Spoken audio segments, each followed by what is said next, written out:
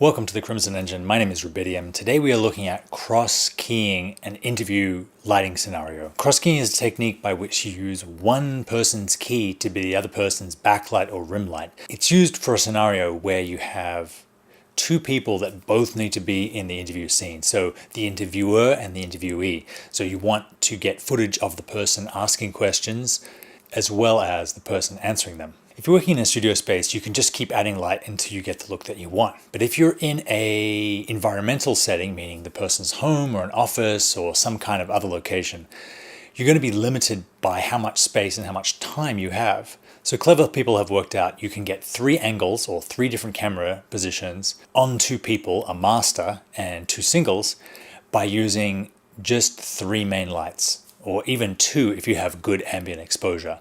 So I had heard of this technique. I have used it once, so I thought I would try it again in this setting, experiment, and see what result I can get. So first step, here are our 2 interview chairs.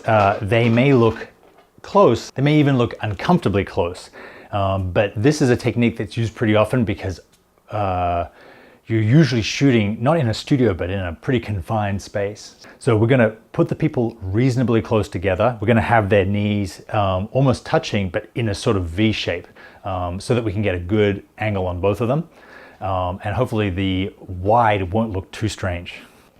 So here's our first super panel. I've just left the face bare. I have a softbox that I'll probably need to put on in a second, but first I want to just get arrangement and direction and intensity for camera, and then I can start modifying the light.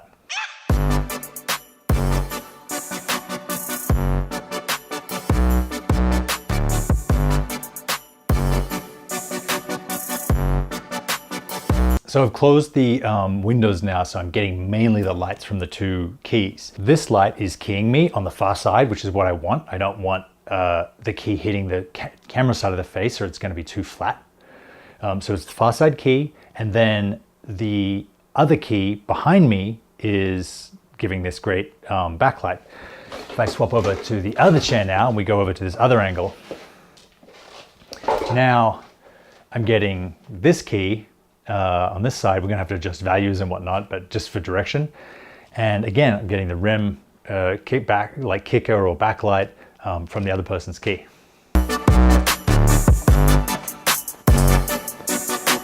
I found if I tilt the super panel up first, I'm able to get access to all 4 corners, which is where the snap bag attaches.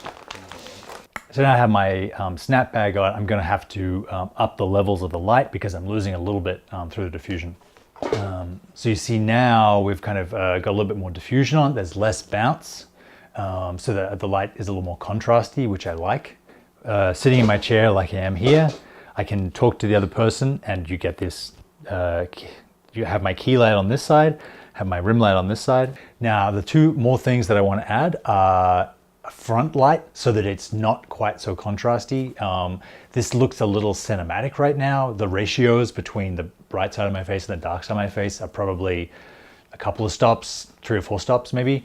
I want to get them down to maybe a stop, so that I still have shaping, I still have definition in the face, but it's going to be very forgiving for, you know, older journalist that may have a few wrinkles and or your older politician that may have a few wrinkles and may want to have a little bit more of a beauty light. So rather than opening the window, which when I do, I'm going to lose control over how intense that is, I'm going to set up a 3rd light behind the main camera and push that through some diffusion and use that as my front light.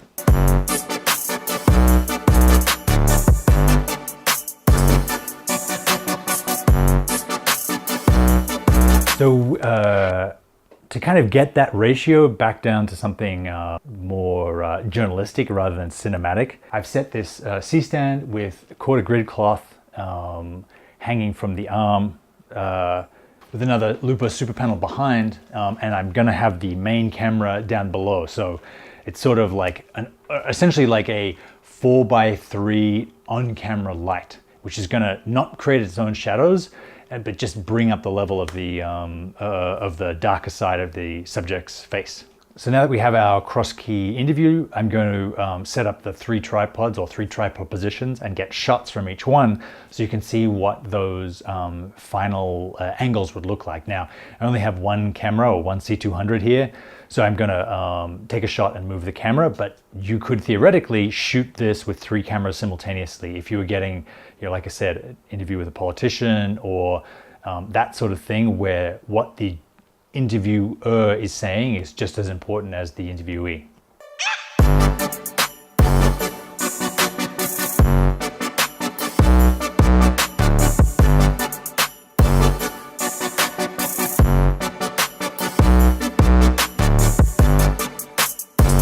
So that is shooting a 3-camera cross-keyed interview. The main thing that I learned that I didn't really have a grasp of before was that you want to feather the key light so that it's not being too strong on the person who it's backlighting, and it still has plenty of power so that it can hit the person that it's keying. Hopefully that helps someone out there. Super helpful for me. Rather than setting, if you were doing 3-point lighting for 2 people with separate lights, you'd be at like 6 lights.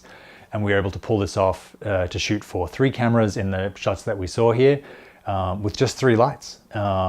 And made a cool interview in what's essentially a 2-car garage. Thanks very much for watching. Thank you, Asen, for helping out. Again, check out his YouTube channel. He's doing some awesome content there. And I will see you next time.